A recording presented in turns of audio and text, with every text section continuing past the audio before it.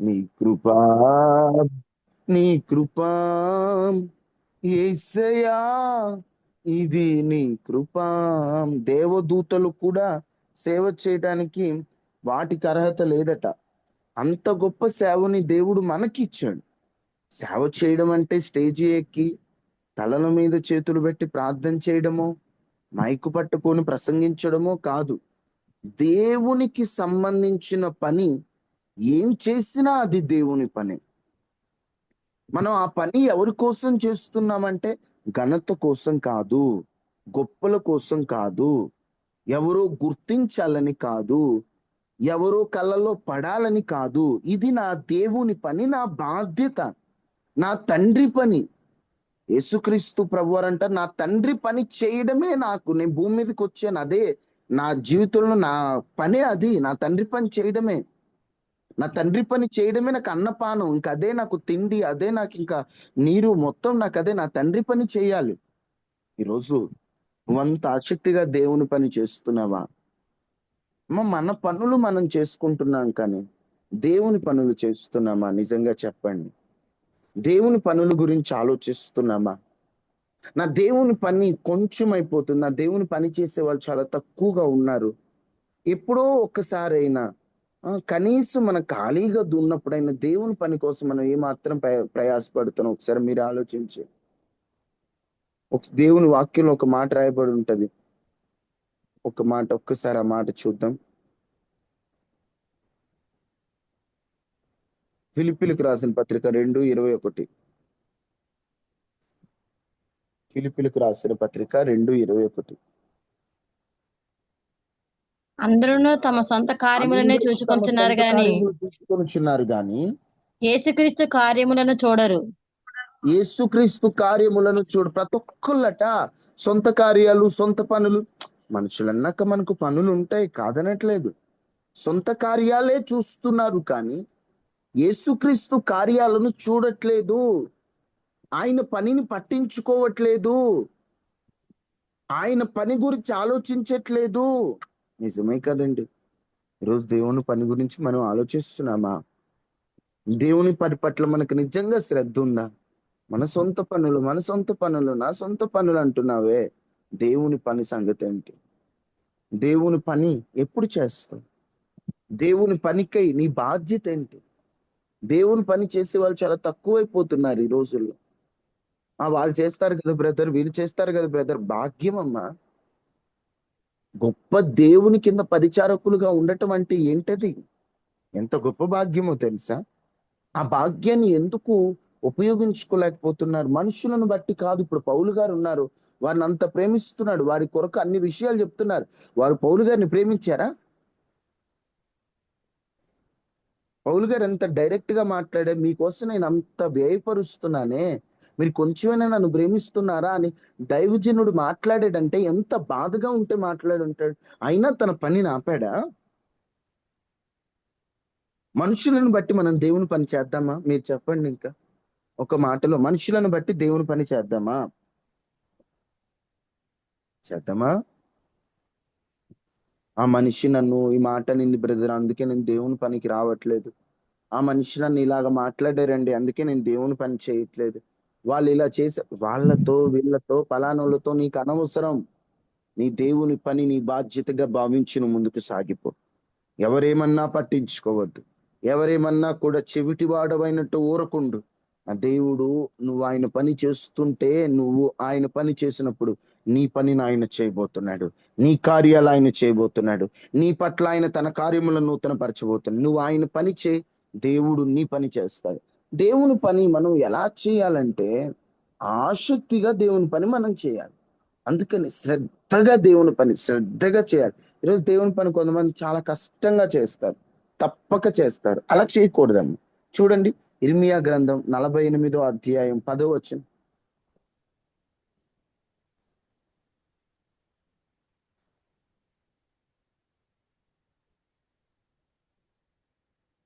ఇర్మియా 48:10. యెహోవా కార్యమును అశ్రద్ధగా చేయువాడు యెహోవా కార్యములను అశ్రద్ధగా చేయువాడు. శాపగ్రస్తుడగును గాక.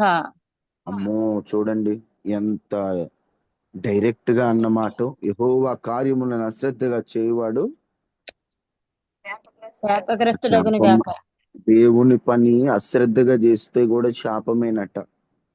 దేవుని పని ఇంట్రెస్ట్ లేకుండా కూడా చేయకూడదట.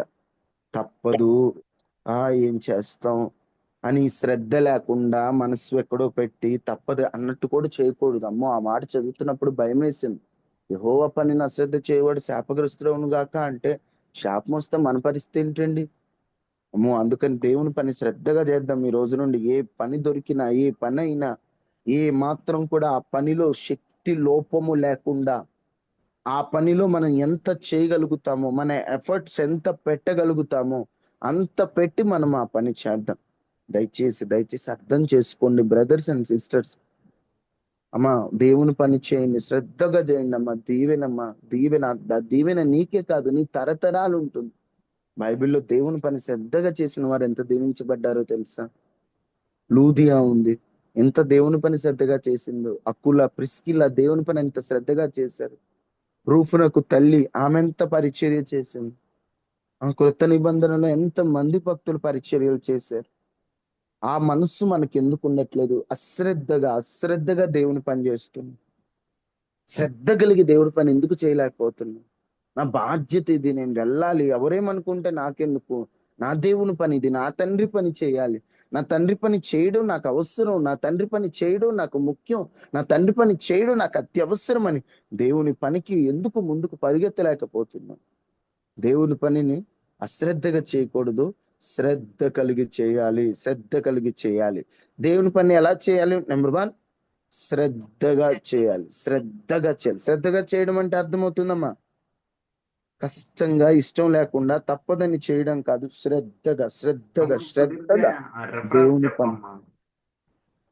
ఇప్పుడే కదమ్మా చెప్పింది, ఇర్మియా 48:10లోనే ఉంటుంది, యెహోవా పనిని అశ్రద్ధ చేయవాడు శాపగ్రస్తుడు అని. సరే, తర్వాత ఇంకో మాట చూడండి అమ్మా, కొరింథీయులకు రాసిన మొదటి పత్రిక 16:22.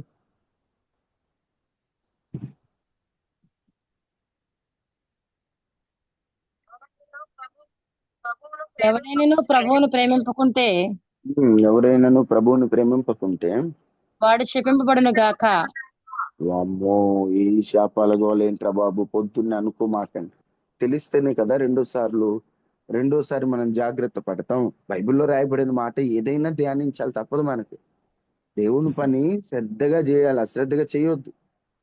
మళ్ళీ ఇంకొకటి ఏంటంటే, ఇక్కడ రాయబడినటువంటి మాట, ఒకసారి ఆ మాటను జాగ్రత్తగా మనం పరిశీలిస్తే, దేవుని పనట ప్రేమతో చేయాలట. ఎలా చేయాలట? ఎవడైనా నువ్వు ప్రభువుని ప్రేమింపకుంటే వాడికి శాపం. దేవుని పని ఎప్పుడు చేసినా ప్రేమతో చేయాలి, దేవుని ప్రేమతో. ఆ ప్రేమతో ముందుకు సాగిపోవాలి తప్ప కష్టంగా, ఇష్టం లేకుండా కాదు. దేవుని పనిని శ్రద్ధగా చేయండి, దేవుని పనిని ప్రేమగా చేయండి. నిజంగా ఎంత దీవెన పొందుతామో తెలుసా? దేవుని పని కొరకు మనం ప్రయాస పడితే దేవుడు మన ప్రయాసను మర్చిపోడు. ప్రేమగా మనం ఆయన పని కోసం మనం కష్టపడితే ఆయన మనల్ని అంటే అనాథులుగా మనల్ని విడవడు. అక్కడే 1 కొరింథీ 15:58లో చూడండి ఒక్కసారి. కాగా నా ప్రియ సహోదరులారా, కాగా నా ప్రియ సహోదరులారా, మీ ప్రయాసము ప్రభువునందు వ్యర్థము కాదని ఎరిగి మీ ప్రయాసం ప్రభువునందు వ్యర్థము కాదని ఎరిగి స్థిరులను కదలని వారును కదలిన వారును ప్రభువు ప్రభు కార్యాభివృద్ధి యందు కార్యాభివృద్ధి ఎప్పటికీ ఆసక్తులనై ఉండుడి. ఎప్పటికీ ఆసక్తులైండు. చూడండి ఎంత బాగా, నా ప్రియ సహోదరులారా, మీ ప్రయాసం ప్రభువునందు వ్యర్థం కాదు. అమ్మా, దేవుని పని కొరకు కష్టపడితే ఆ కష్టం అనేటువంటిది వ్యర్థం కాదు. ఆ కష్టం వ్యర్థం కాదు. ఆ విషయం తెలుసుకోండి. మీరు స్థిరంగా కదలకుండా దేవుని కార్యాల కొరకు ఆసక్తిగా ఉండండి. ప్రభువునందు ప్రయాసపడితే ప్రయాస వ్యర్థం కాదట, ఆ పనికి వ్యర్థం కాదట. అందుకనే ఆసక్తిగా, అంటే శ్రద్ధ కలిగి, ప్రేమతో దేవుని పని చేయండి. నిశ్చయముగా మీరెంత ప్రయాసపడ్డారో ఆ ప్రయాస వ్యర్థం కాదండి. ప్రభు కొరకు ప్రయాసపడిన వారి ప్రయాస ఎప్పుడూ కూడా వ్యర్థం కాలేదండి. అందుకని ప్రభు కొరకు ఎంత కష్టపడితే, ఎంత ప్రయాసపడితే అంత మంచిదండి. దేవుని పని చేయటంలో ఆసక్తి రావాలి. అమ్మా, దేవుని పని చాలా రకాలుగా ఉంటది. ఒకటి ఫిజికల్ వర్క్. అంటే మనం చేసే పనిని బట్టి, మన శరీరంతో చేసే పనిని బట్టి ఫిజికల్ వర్క్ అంటారు. అది దేవుని పని, అది కూడా దేవుని పని. అంటే ఉదాహరణకు మనం వెళ్ళి సువార్త చెప్పడం, మందిరంలోకి వెళ్ళి పరిచర్య చేయటం, అది దేవుని పని. అది ఫిజికల్ వర్క్, ఫిజికల్ వర్క్. తర్వాత ఇంకోటి స్పిరిచువల్ వర్క్. అంటే దాని అర్థం ఏమిటంటే మనము ప్రార్థనలో గడపాలి. అది కూడా దేవుని పని. ప్రభు ఆత్మల వారి పక్షాన మనం దేవుణ్ణి అడగాలి. తండ్రి, వారి ఆత్మలు నశించిపోకూడదు, నాయన వారిని రక్షించమని, నాయన వారిని క్షమించమని. అలా స్పిరిచువల్ వర్క్. కొంతమందికి ఫిజికల్ వర్క్ అవకాశం ఉండదు. అంటే వాళ్ళు వెళ్ళి సువార్త చెప్పడానికి, వాళ్ళు వెళ్ళి వాక్యం చెప్పడానికి అవకాశం ఉండదు. అలాంటప్పుడు వాళ్ళు ఏం చేయాలంటే స్పిరిచువల్ వర్క్ చేయాలి. అంటే దాని అర్థం ఏంటంటే వాళ్ళు మోకరించి ప్రతిరోజు దేశం కొరకు, సేవకుల కొరకు, నశించే ఆత్మల కొరకు భారంగా దేవుని సన్నిధిలో ప్రార్థించే వారుగా ఉండాలి. ప్రార్థించేటువంటి స్త్రీలు లేపబడాలి. మీరు బయటికి వెళ్ళి దేవుని పని చేయలేదు, దయచేసి కనీసం ఇంట్లో ఉండాలి. అమ్మ, దేవుని పని అంటే ఏదో మనం చేయలేంది కాదు. నువ్వు ఏది చేయగలుగుతావు అది. సారిపోతే విధవరాలు ఉంది, ఆమె చేయగలిగింది ఆమె చేసింది. శూనేమీరాలు గనురాలు ఉంది, ఆమె ముందు ఆమె చేయగలిగింది ఆమె చేసింది. ఆమె ఏం చేయగలిగింది? ఇప్పుడు ఆయనకి ఏడో, ఇప్పుడు దైవజనుడు ఏడో ఉంటాడు, ఆడికి పోయి పరిచయం చేసే ఆ వీలు ఆమెకు లేదు. ఆమె ఏం చేసింది? యజమానుని కనుక్కొని, సొంత పెత్తనాలు చేయలే, యజమానుని కనుక్కొని పైన చిన్న రూమ్ వేయించి అక్కడ ఒక బల్ల పెట్టి చక్కగా అన్ని అక్కడ పంపించింది. ఆమె చేయగలిగింది ఆమె చేసింది. ఆమె పోయి ఇప్పుడు ఏది ఎక్కడో ఉంటాయి, సారీ, భక్తుడు ఎక్కడో ఉంటాడు, అక్కడికి వెళ్ళేసి ఆమె చేయలేదు కదా. అందుకని చెప్పేసి ఆమె ఏం చేసింది? ఎలీషా భక్తుడు ఎక్కడుంటే అక్కడ ఆయన ఉండడాన్ని బట్టి ఆమె పరిచయం చేసింది. మనం చేతనైంది మనం చేయటమే అమ్మా. మనకు అవ్వనిది మన చేతగాంది కాదు. నువ్వేం చేయగలుగుతావు? ఒకసారి దేవుని పని చేసిన వాళ్ళు ఒకసారి స్టడీ చేయండి. వాళ్ళు ఎలా చేశారు దేవుని పని, ఎలాంటి దీవెన పొందారు. పాపాత్మురాలైన స్త్రీ, ఆమె యేసయ్య పాదాలు కడగటానికి ఆమె దగ్గర ఏం లేదు. ఆమె దగ్గర ఉన్నటువంటి విలువైన జటామాంసి అత్తరు ఆయన పాదాల మీద పరిచయం చేసింది. ఏం చేయగలిగితే అది చేసింది, అంతే. మనం ఏం చేయగలిగితే అది చేయాలి దేవుని పని. నీకు చేయలేనిది, చేతగాని నువ్వు చేయలేకపోయినా నువ్వేం చేయగలవు? నా దేవుని పని కొరకు నేనేం చేయాలి? నా దేవుని పని కొరకు నేనేం తీయాలి? ఇప్పుడు భేద విధవరాలు ఉంది, దేవుని పని కొరకు తనిచ్చే కానుక తనిచ్చింది. అయ్యో, నేనిచ్చే 2 కాసులు దేనికి మూలకు వస్తాయి? కనీసం చీపురు పుల్ల కూడా రాదు కదా అనుకోలే. నాది, నేనేం చేయగలుగుతా అది చేయాలంతే. నేను ఎలాంటి మనసుతో చేశానని దేవుని చూస్తాడు తప్ప నేను ఎంత ఇచ్చాను, నా నా పరిస్థితి, ఇదన్నీ దేవుడు చూడండి. దేవుడికి కావాల్సింది నీ మనసు, పరిచర్య పట్ల నీకున్న ఆలోచన. దేవుని పని విషయంలో ముందుకు రండి. దయచేసి ముందుకెళ్ళండి. నా దేవుని పని. మనుషులను పట్టించుకోవద్దు. వాళ్ళేమన్నారు, వీళ్ళేమన్నారు, వాళ్ళు ఎట్లున్నారు, వీళ్ళు ఎట్లున్నారు, ఇవన్నీ కాదు. నా దేవుని పని నేను ఎలా చేస్తున్నా, నా తండ్రి పని నేను ఎట్లుంటున్నా, ఇదే ఆసక్తితో ముందుకు సాగిపోండి. నిశ్చయంగా దేవుని పని చేయడంలో ఉన్న దీవెన అది మీతోనే కాదు, మీ తరతరాలుగా అనుభవించబోతున్నారు. నిజంగా అండి, దేవుని పని చేస్తే ఆ దీవెన తరతరాలు ఉంటది. ఇప్పుడు ఉదాహరణకు నేను ఎప్పుడూ చెప్తూ ఉంటాను, ప్రత్యక్షపు గుడారం అంటేనే దేవుడు పాత నిబంధనలో నివసించే స్థలం. దాన్ని కట్టింది ఎవరంటే బెసలేలు. ఈ బెసలేలుని దేవుడు ఎన్నుకోవడానికి ప్రాముఖ్యమైన కారణం ఏంటంటే, ఒకసారి మోషే చేతులు పైకెత్తి ప్రార్థన చేస్తే ఇశ్రాయేలీయులకు విజయం, చేతులు దించితే ఓటమి. అలాంటప్పుడు మోషే మోషే చేతులు బరువెక్కినప్పుడు హూరు అహరోన్, ఈ హూరు అనేటువంటి ఒక ఆయన వెళ్ళి మోషే చేపట్టుకుంటాడు. ఆయన చేతికి బలం తగ్గినప్పుడల్లా ఈయన పట్టుకోవడం వల్ల ఆశీర్వాదం ఏమైందో తెలుసా? హూరు మనముడైన బెసలేలు దేవుని మందిరాన్ని కట్టాడు. అహరోను కుమారులు అయినటువంటి వారు ఏకంగా ప్రధాన యాజకులైపోయారు. ఇద్దరికి దేవుడు ఆ దీవెన, అహరోను తాగిపోలా తన బిడ్డలు, హూరు తాగిపోలా బెసలేలు. అలాగే దేవుని పని పట్ల ఆసక్తి కలిగిన వారు, వారే కాదు వారి పిల్లలు దీవించబడతారు, వారి పిల్లలు ఆశీర్వదించబడతారు, వారి కుటుంబాలు దీవించబడతారు. దేవుని పని విషయంలో శ్రద్ధ కలిగి ఉండండి. దేవుని పని చేయటం అంతే. డబ్బు ఇవ్వడమే కాదు, నువ్వేం చేయగలుగుతావు? నీ ఎఫర్ట్స్ పెట్టాలి. నేనేం చేయగలుగుతా? సంఘం కొరకు ప్రార్థించడం, సేవ కొరకు ప్రార్థించడం, నశించిపోతున్న వారికి సువార్త చెప్పడం, ఇలాగున నీ బాధ్యతగా నువ్వు తీసుకొని దేవుని పని చేయాలి. ఆ విధమైన పని చేయ కృప దేవుడు మనందరికి అనుగ్రహించును గాక. ఆమేన్. ఆమేన్. మీకు ముందే చెప్పాను ఈ పూట త్వరగా ముగిస్తానని. రేపటి నుండి మాత్రం టైమ్ టు టైమ్ జరుగుతది. నేను ప్రార్థన చేసి క్లోజ్ చేసిన తర్వాత 20 నిమిషాలు టైం ఉంది కదా! ఒక అరగంట ఏకాంత ప్రార్థనలో గడిపి, ఆ తర్వాత మీరు మీ పనులు చేసుకోండి. చిన్న ప్రార్థన చేసి క్లోజ్ చేస్తాను. ముగించాను కదా అని చక్కగా పక్కలెక్కి నిద్రపోవద్దు. ప్రార్థన చేసుకోండి.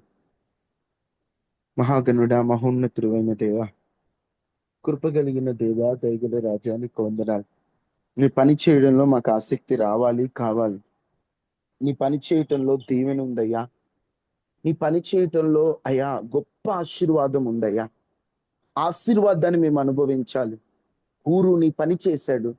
బెసలేలు ఆశీర్వదించబడ్డాడు. అయ్యా తండ్రి, అహరోన్ నీ పని చేశారు. తన కుమారులు యాజకులైపోయారు. నాయనా నీ పని చేసిన వారు అయ్యా వారెంత దీవించబడ్డారు. ఈ పూట మేము ధ్యానం చేశాం అయ్యా. నాయనా పౌలు గారు తనని తాను వ్యయపరుచుకోవడానికి, పౌలు గారు కష్టపడటానికి మీరు ఇచ్చిన కృపను బట్టి వందనాలయ్యా, వందనాలయ్యా. అయ్యా ఈరోజు ఈ వర్తమానం ఆలకించిన వారిని దీవించండి. నాయనా ఏకాంత ప్రార్థనలో కొంతసేపు గడపోతుండగా వారికి రావాల్సిన దీవెన మీరు అనుగ్రహించి, వారికి మీరు తోడుగా ఉండి ప్రార్థనాత్మతో మీరు నింపండి. ఏ ఒక్కరు నిద్రమత్తులో ఉండక ఒక అర్ధ గంట నీ పాదాలు పట్టుకునేటువంటి ప్రార్థనాత్మ కుమరించమని అయ్యా తండ్రి, అందరం కూడా నీ మాట విని నీ పనికి సిద్ధపడినట్లు సహాయం చేయండి. గనురాలు ఎంత కష్టపడిందో మేము విన్నాం. ఆ విధమైన కృప మీరు మా అందరికి అనుగ్రహించమని ఈ రోజు విన్న వర్తమానాన్ని నీరు కట్టి ఫలింపచేసి ప్రార్థనాత్మను కుమ్మరించి అనారోగ్యంతో వారిని స్వస్థపరిచి ప్రతి ఇంటి చుట్టూ కంచి వేసి వైరస్లు వైరస్లు అనారోగ్యాలన్నిటినీ తొలగించి ఈ బిడ్డలను ఆరోగ్యవంతులుగా మీరు మార్చి పరిశుద్ధతను అనుగ్రహించి మాకు తోడుగా ఉంటుంది. ఏసునామం అడిగి వేడుకుంటున్నాం తండ్రి. ఆమేన్. ఆమేన్. అమ్మ ఈ ఒక్క పూట అందరూ ఏకాంత ప్రార్థనలో గడపండి. దయచేసి నిద్రపోవద్దు. ఒక అర్ధ గంట అయినా ప్రార్థన చేసుకోండి. అందరికీ వందనాలు. సెలవు తీసుకుందాం. వందనాలమ్మా. తమ్ముడు శ్రీలక్ష్మికి వాళ్ళ పెళ్లి రోజు అమ్మ స్టార్ట్ చేసి నేను లేట్ జాయిన్ అయ్యాను.